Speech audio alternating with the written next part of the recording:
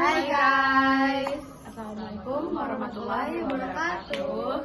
Jadi kami nggak tahu kelompok berapa yang berangkat. Oke good. Maaf kucing lewat. Berhenti deh.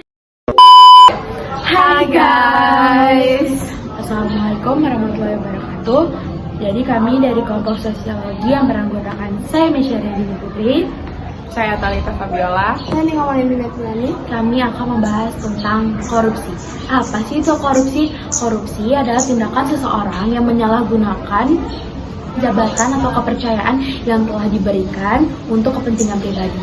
Korupsi adalah tindakan yang tidak sesuai dengan nilai-nilai luhur Pancasila. Korupsi terjadi di lingkungan, bisa sekolah, bisa lingkungan kerja, lingkungan rumah, dan tempat tinggal. Tindakan pidana korupsi dapat dibedakan menjadi beberapa bentuk, yaitu kerugian keuangan negara, suap menyuap, penggelapan dalam jabatan, pemerasan, perbuatan curang, dan benturan kepentingan dalam penggandaan.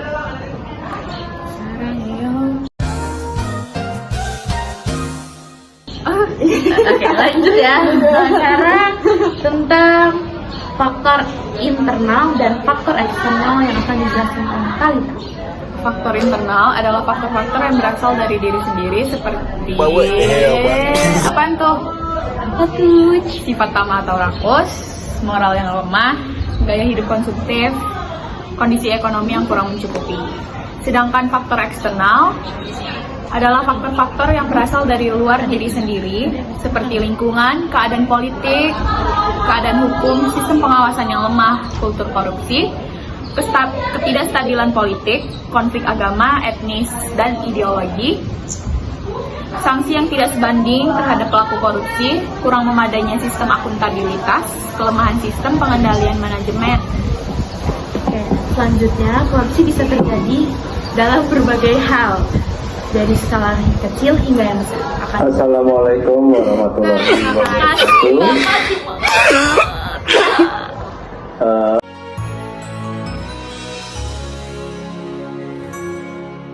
Oke, selanjutnya korupsi bisa terjadi dalam berbagai skala, dari skala yang kecil hingga yang besar. Akan dijelaskan oleh Komo.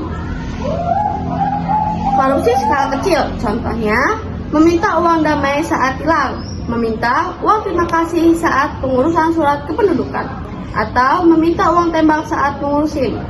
Korupsi skala besar, contohnya kasus korupsi proyek Hambalang, kasus LBI, kasus Bank Senturi, kasus Jiwasraya, kasus Asabri, kasus EKTP, dan kasus Pelindo.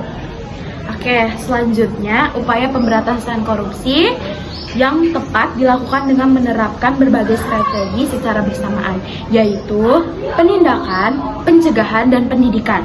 Selain itu, upaya pemberantasan korupsi juga dapat dilakukan dengan memperkuat penegakan hukum, meningkatkan transparansi, meningkatkan kesejahteraan pegawai publik, membangun sistem pengawasan yang kuat, menggunakan teknologi digital, memperbaiki sistem, menguatkan keterlibatan masyarakat, memberikan teladan, mengenalkan keterbukaan dan akuntabilitas, meningkatkan kesadaran sosial. Menurut KPK, strategi tersebut harus dilakukan secara bersamaan agar pemberantasan korupsi berjalan lebih efektif. Oke, sekian penjelasan korupsi dari kami. Jangan melakukan tindakan korupsi ya guys. Boleh ya guys. Boleh. Kami akhiri. Terima kasih. Wassalamualaikum warahmatullahi wabarakatuh.